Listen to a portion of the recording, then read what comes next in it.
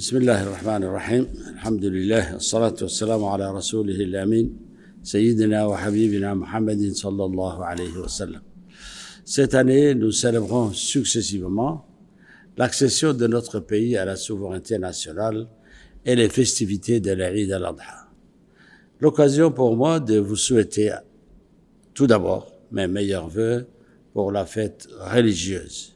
J'exprime mes meilleurs vœux également pour nos pèlerins qui se sont rendus à la Mecque.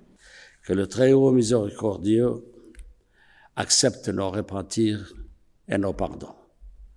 Amin. Mes chers compatriotes, demain, nous célébrerons le 27 juin 1977, une journée qui a vu naître notre République, une journée qui a vu prendre forme le destin et la destinée de notre nation. En pensant à cette journée et à ce qu'elle représente pour nous tous, nos premières pensées vont naturellement à ceux et à celles qui ont sacrifié leur vie pour notre émancipation. Je prie le Très-Haut pour qu'il les accueille dans son paradis. Amin. J'ai également, en cette occasion, une pensée sincère et affective pour nos forces de l'ordre et de la sécurité nationale, qui préservent à l'intérieur comme à l'extérieur notre souveraineté nationale. Mes chers compatriotes, depuis cette journée du 27 juin 1977, notre République s'affermit dans ses valeurs et se renforce dans ses réalisations.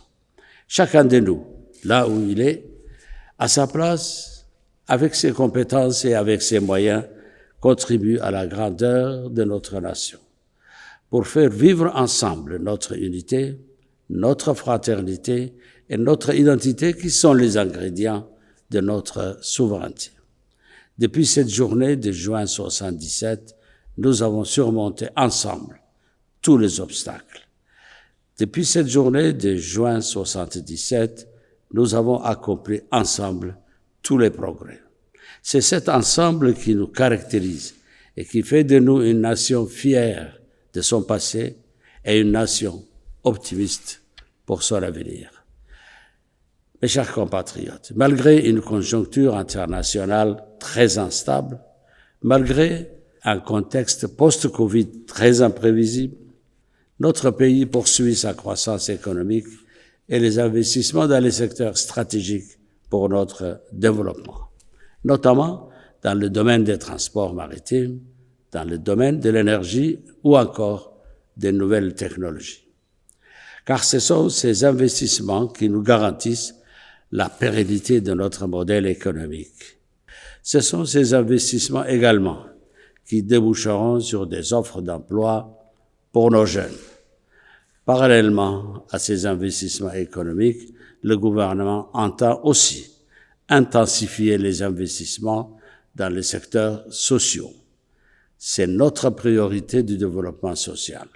Cette priorité, nous allons la décliner dans notre politique du logement, en augmentant le volume général de l'immobilier, en multipliant l'offre des logements sociaux et enfin, en faisant du concept des zéro bidonville une réalité sur le terrain. Le développement social tel que nous entendons, mes chers compatriotes, s'exprimera aussi à travers une solidarité agissante vis-à-vis des plus démunis et des plus pauvres de nos concitoyens. Car le développement de notre nation doit être inclusif et profiter à tous nos concitoyens. Mes chers compatriotes, les événements dramatiques auxquels est confronté le peuple frère du Soudan démontrent une fois de plus que notre région peine à sortir de l'instabilité politique, alors que nous avons plus que jamais besoin d'une région pacifiée et stabilisée. Il va sans dire que nous ne ménagerons pas nos efforts pour que le Soudan retrouve le chemin de la paix. En tant que président de l'IGAD et en concertation avec les autres chefs d'État de la région, nous ferons en sorte que les protagonistes de ce conflit fratricide trouvent les moyens de l'apaisement et de la réconciliation. Mes chers compatriotes, célébrons avec joie et fierté notre souveraineté nationale. Prenons ensemble conscience chaque année de l'ampleur de cette souveraineté nationale, de sa signification, mais aussi de ses possibilités, de ses atouts et de ses opportunités. Vive l'indépendance nationale, vive la République de Djibouti. عيدكم سعيد كل عام وأنتم بخير. السلام عليكم ورحمة الله.